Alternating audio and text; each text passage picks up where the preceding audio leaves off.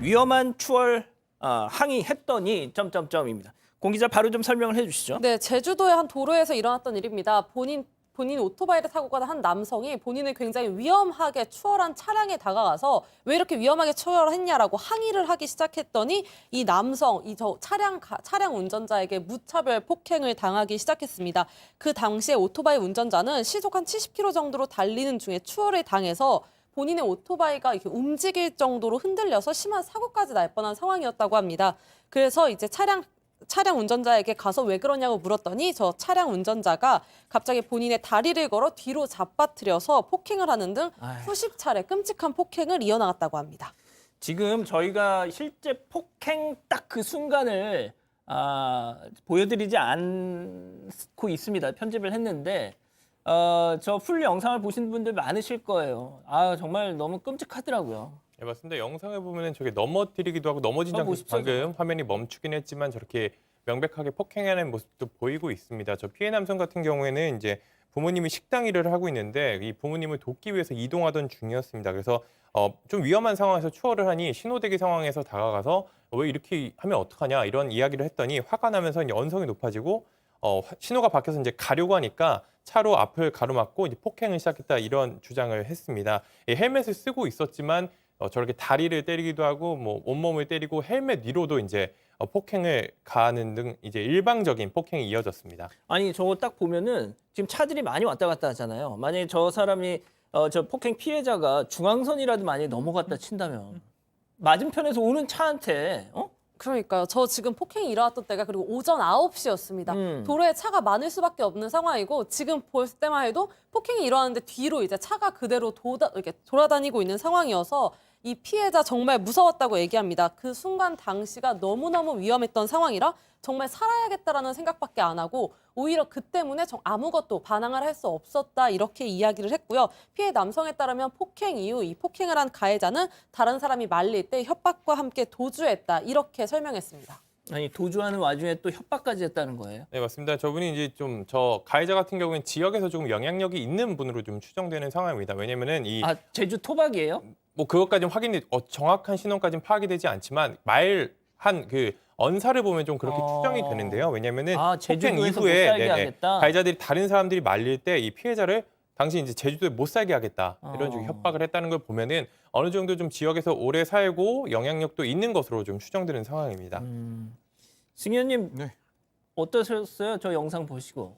일단 폭행을 하는 그 모습을 보면 그냥 단순하게 그 일회적인 폭행이 아니라 이미 사람 많이 제가 건전한 말씀드리지만 때려본 사람인 것 같아요. 그래서 저 폭행이 굉장히 죄질이 안 좋다라는 거고 사람이 잘못했으면 사과부터 해야 되잖아요. 위험하게 추월했는 거를 왜 그러세요? 라고 물으면 미안합니다. 제가 좀 급해서 빨리 간다고 그랬습니다. 죄송합니다라고 해야 되는데 가해자가 오히려 피해자에게 폭행을 하는 모습을 보이다 보니까 저런 부분은 굉장히 불편하고 사실 제주도에서 저렇게 어머니 일을 도우고 있는 피해자에게 제주도에서 못 살게 해야겠다라고 얘기했다면 전 모르겠습니다. 제주지사께서 저분이 누군지를 알고 과연 제주도민으로서의 어떤 명예를 실추한 거 아니냐. 저는 오히려 제주도에서 저분이 사는 게 어려워져야 되지 않을까라는 조심스러운 이야기까지 드리고 싶습니다. 저 지금 그러면은 저 피해자 지금 상태가 좀 어떻다는 거예요? 네, 피해 남성 아직도 완전한 회복이 되지는 않은 상황입니다. 피해 남성은 폭행에 정신도 없어서 어떠한 대응도 하지 못했다. 아직도 몸이 아프고 속이 메스껍다. 이렇게 현재의 상태를 말했습니다.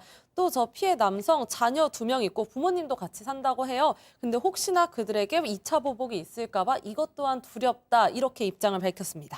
저는 이런 영상을 볼 때마다 과연 저 피해자가 정말 체격이 건장하고 정말 이런 사람이었더라도 저 사람이 저렇게 했을까라는 생각이 자꾸 들거든요. 그런 영상 아마 한 번쯤 보셨을 겁니다. 이종격 투기 육진수 선수라고 있는데요. 밤에 운동을 하고 운동복 차림으로 경찰을 몰고 귀가하다가 난폭 운전자랑 시비가 붙은 겁니다. 경차에 밤이다 보니까 별 볼 일 없는 사람이겠구나 싶어가지고 와가지고 시비를 건 거예요. 창문을 쫙 내리니까 이런 사람이 막 딱 쳐다보니까 바로 주랭랑을 치더라는 겁니다. 예, 육진수 선수 저도 육진수 아세요? 아는데요. 상당히 머리하고 얼굴하고 이게 덩치도 상당히 크고 예. 사실은 피해자에 따라서 폭행을 선택하는 것 같습니다. 뭐 이 사건 같은 경우도 지금 폭행죄하고 협박죄 같은 게 뭐 성립할 여지가 있는데 요 얘기를 한번 해야 될 것 같아요. 자동차 운전하는 운행자한테 폭행이나 협박을 가하면 가중해서 처벌하는데 그 조항들이 사실 있습니다. 그래서 이제 그거에 적용될 수 있느냐 없느냐가 좀 중요한데 자동차 운전자, 자동차 운행하는 운전자는 적용이 되는데 특정범죄 가중처벌법상에 원래 폭행죄가 2년 이하 500만 원의 벌금인데요. 또 협박은 3년 이하 500만 원의 벌금. 이게 운전자한테 이런 협박 폭행을 하면 5년 이하 2천만 원이에요. 상당히 올라가 버립니다. 근데 문제는 예. 오토바이는 적용이 또 안 됩니다.